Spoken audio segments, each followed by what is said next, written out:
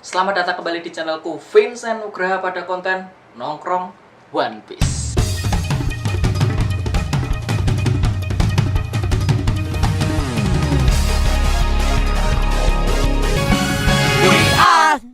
Pada episode sebelumnya, aku sudah membahas sebuah karya Oda Sensei sebelum One Piece yang pertama, yang judulnya adalah Wanted. Pada kesempatan kali ini, di video kali ini, aku ingin melanjutkan pembahasan tentang karya Oda Sensei yang kedua. Jadi setelah Wanted, ini karya yang kedua. Judulnya adalah God's Gift for the Future. Kalau dalam bahasa Jepang judulnya adalah Kamikara Mirai no Presento. Kalau dalam bahasa Indonesia judulnya adalah Hadiah dari Tuhan untuk Masa Depan. Sebelum aku lanjut ke pembahasan, jadi curhat sedikit, karya Oda Sensei yang ini, God's Gift for the Future ini, itu karya yang menjadi favoritku banget. Kenapa? Karena apa ya? Ceritanya itu filosofis banget gitu loh, nggak seperti cerita-cerita yang lain karya Oda Sensei yang bertema tentang shonen banget, tentang tokoh utamanya seorang laki-laki yang bertarung gitu ya. Ini ceritanya apa ya, lebih ngena gitu di hati, dan aku harap setelah kalian baca cerita ini kalian juga akan merasakan hal yang sama. Karya ini dibuat oleh Oda Sensei pada tahun 1993 ketika beliau masih kuliah dan sedang bekerja paruh waktu atau kerja sambilan. Tapi kehidupan sebagai seorang mahasiswa yang masih harus menggambar komik dan juga harus bekerja paruh waktu untuk mencukupi kebutuhan hidup, Oda Sensei merasa agak berat nih. Jadi akhirnya Oda Sensei harus memutuskan untuk meninggalkan salah satunya, yaitu bekerja paruh waktu. Oda Sensei lebih memilih untuk menggambar komik daripada untuk hidup. Ya terserah aja sih ya. God's Gift for the Future itu terbit pada tahun 1993 di Monthly Shonen Jump Original. Pada tahun 1998, karya Oda Sensei God's Gift for the Future ini diterbitkan ulang. Tapi beda versi. Kalau yang sebelumnya, untuk yang 93 itu kan masih dalam one shot yang terbit di Monthly Shonen Jump Original. Nah, di 98 ini diterbitkan dalam bentuk tankobon atau satu buku komik. Isinya adalah cerita yang telah dibuat Oda Sensei dari Wanted yang pertama kali dibuat sampai Romance Down versi kedua. Tapi sayangnya Romance Down versi 1 tidak diterbitkan dalam tankobon ini karena katanya, kalau aku baca ya, katanya karena slot halamannya tidak cukup. Judul tankobon ini diberi nama Wanted, sama seperti judul karya pertama Oda Sensei. Itu info singkat dari God's Gift for the Future. Sekarang kita masuk ke ceritanya ya.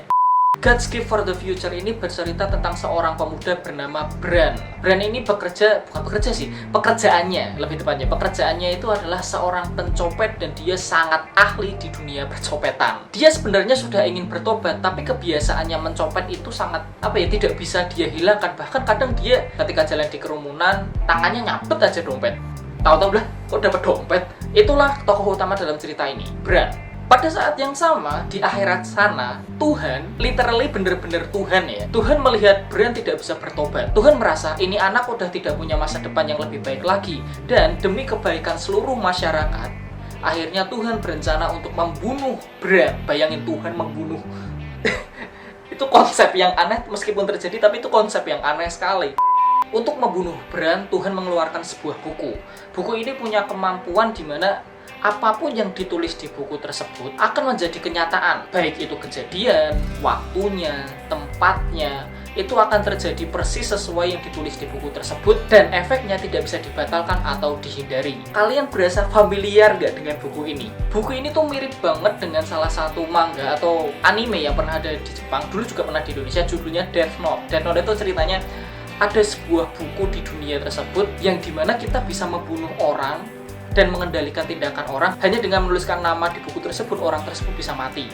Kita bisa mengatur gimana dia mati, kapan dia mati, tempat dia mati, tindakannya ketika mati bagaimana, kita bisa mengaturnya. Itulah Death Note. Mungkin pencipta Death Note itu terinspirasi dari cerita God's Gift for the Future-nya Oda Sensei. Ya nggak tahu sih, tapi ya sotoy-sotoyan aja lah, sok tahu aja. Tapi perbedaan antara Death Note dan buku Tuhan ini adalah di Death Note kita bisa menuliskan nama pakai alat tulis apapun. Bahkan kalau kamu mengikuti Death Note, kamu bisa menuliskan dengan darah. Tapi di God's Gift for the Future, buku ini tidak bisa ditulis dengan alat tulis sembarangan. Kamu harus menggunakan yang namanya Pen of Fate atau pena takdir. Di mana pen ini atau pena ini dipegang oleh Tuhan sendiri untuk menciptakan suatu kejadian menjadi nyata melalui buku tulis tersebut. Tuhan pun lalu menulis nih, dia mulai eksekusi nih ceritanya. Dia menulis meteor akan jatuh ke rumah Bran pada jam 4 lebih 44 menit lebih 44 detik. Tiba-tiba waktu Tuhan selesai nulis ya, ada malaikat nih datang. Malaikat itu kayak om-om gitu. Malaikatnya datang terus lihat apa yang ditulis Tuhan dan dia langsung marah-marah. Tuhan bingung, kenapa nih malaikat marah-marah, mau bunuh orang kan urusanku ya. Dan kebayang gak sih udah sih bikin cerita malaikat marahin Tuhan. Itu aneh banget. Si malaikat protes kepada Tuhan, kenapa Tuhan ingin menjatuhkan meteor ke Branci. Tuhan bingung maksudnya malaikat apaan. Ternyata Tuhan berniat menulis rumah Bran, tetapi tertulis malah meteor jatuh ke Branci pada jam 4 lebih 44 menit lebih 44 detik. Ternyata Tuhan salah menulis. Tuhan niatnya menulis meteor jatuh ke rumah Bran, tapi dia malah menulis meteor jatuh ke Branci pada jam 4 lebih 44 menit lebih 44 detik. Branci dalam cerita ini ya, Branci itu adalah sebuah mall besar di mana bisa ada ribuan orang pada saat yang sama di mall tersebut. Tuhan pun langsung panik karena dia salah tulis, banyak orang akan mati. Niatnya cuma membunuh satu orang, ribuan orang bisa mati. Pada saat itu juga Tuhan langsung turun ke bumi dan berusaha menemui Bran. Ketika menemui Bran, dia langsung memberikan buku yang tadi dia gunakan kepada Bran, lalu pergi. Bran bingung siapa itu kakek-kakek, tiba-tiba kasih buku terus pergi. Ya udah, dia jalan sambil membuka buku tersebut dan di sana tertulis, hari ini jam 10.23 Bran akan menginjak kotoran di jalan. Dan tepat seperti yang ditulis, pada jam 10.23 Bran menginjak kotoran di jalan beneran. Bran membalik halaman buku tersebut dan di situ tertulis, terpeleset kulit pisang, digigit anjing, ditendang kucing, UFO muncul dan tabrakan. Dan semua itu terjadi tepat di depan mata Bran dan Bran pun mulai marah-marah, ini buku apaan sih? Dia pun kaget ketika dia membaca sebuah tulisan, meteor akan jatuh ke Branci pada jam 4 lebih 44 menit lebih 44 detik. Singkat cerita, Bran mulai kepikiran nih, sebenarnya yang terjadi apaan sih? Dia mulai percaya tentang buku itu dan dia berpikir, wah mending aku nulis kalau aku akan bahagia di buku ini aja. Tiba-tiba, kakek yang tadi menemuinya dia, yang mana itu Tuhan, menghampiri Bran. Kakek itu bercerita bahwa dia adalah Tuhan. Jadi ada orang yang tiba-tiba datang dan bilang, aku Tuhan loh. Ya nggak ada yang percaya. Bran juga pasti nggak percaya. Karena Bran tidak percaya, Tuhan menunjukkan kemampuannya dengan meminjam buku yang dibawa Bran lalu menuliskan sesuatu. Bran melayang di udara. Dan tentu saja seketika itu juga Bran langsung melayang ke udara dan membuat Bran percaya buku itu nyata dan orang yang di depannya adalah Tuhan. Lalu Tuhan pun bercerita bahwa sebenarnya dia ingin membunuh Bran tapi salah menulis Branci. Bran pun marah-marah sama Tuhan, gimana ceritanya Tuhan bisa salah tulis dan malah salah memberi hukuman. Dia harus menyelamatkan orang-orang yang ada di Branci. Tuhan pun beralibi bahwa ini adalah cara satu-satunya untuk Bran bertobat dan menebus dosa-dosanya. Bran pun semakin jengkel, dia langsung berargumen kan, kalau dia benar-benar Tuhan, kenapa dia tidak menghapus apa yang sudah dia tulis dan tidak akan terjadi apa-apa? Tuhan menjawab, apapun yang ditulis di buku tersebut tidak bisa dihapus. Satu-satunya cara menghapus tulisan di buku tersebut adalah menggunakan eraser of fate atau penghapus takdir, yang mana ternyata Tuhan menghilangkan penghapus tersebut. Tuhan kok konyol. Ini Tuhan aja gak bisa menjaga penghapus gitu, gimana mau ngurus manusia? Bran pun mulai klik nih, oh ternyata aku disuruh menolong orang-orang untuk menutupi kesalahan si Tuhan aneh ini. Tuhan yang merasa terpojok dan gak bisa mengelak lagi malah mengancam Bran. Ya udah, kalau kamu tidak mau menolong, aku akan membiarkan orang-orang di mall tersebut mati semua. Setelah itu dia akan membunuh Bran sendiri. Bran yang tidak punya pilihan lain lagi, akhirnya dia pergi menuju mall ke Bran. Di sepanjang jalan tersebut, dia bertemu seorang Yakuza yang lewat dan mencopet pistol di kantong celana Yakuza tersebut. Bran pun langsung menuju kantor CEO Mall Branci dan menceritakan apa yang akan terjadi dan menceritakan semua yang dia ketahui. Yang tentu saja CEO-nya tidak percaya dan akhirnya dia mengusir Bran. Bran pun bingung nih, bagaimana cara untuk menyelamatkan semua orang. Akhirnya pada jam 4 lebih 10 menit, Bran memutuskan untuk membajak ruang pengumuman mall tersebut.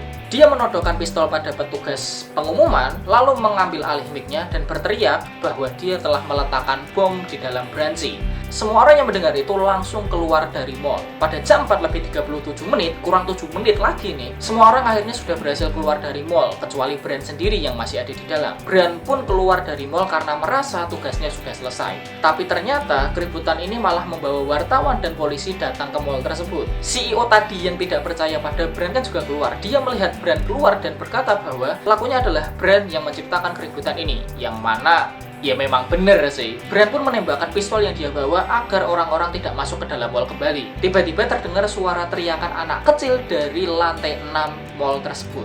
Anak tersebut minta tolong karena dia terpisah dari ibunya dan ternyata ibunya malah sudah turun duluan.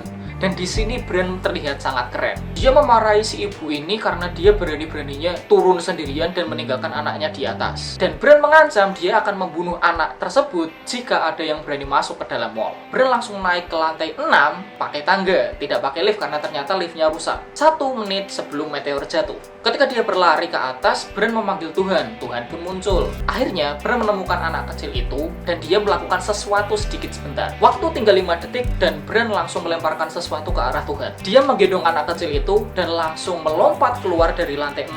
Semua orang yang melihat itu panik karena dia melihat Brand dan anak kecil itu meloncat tanpa pengaman apapun.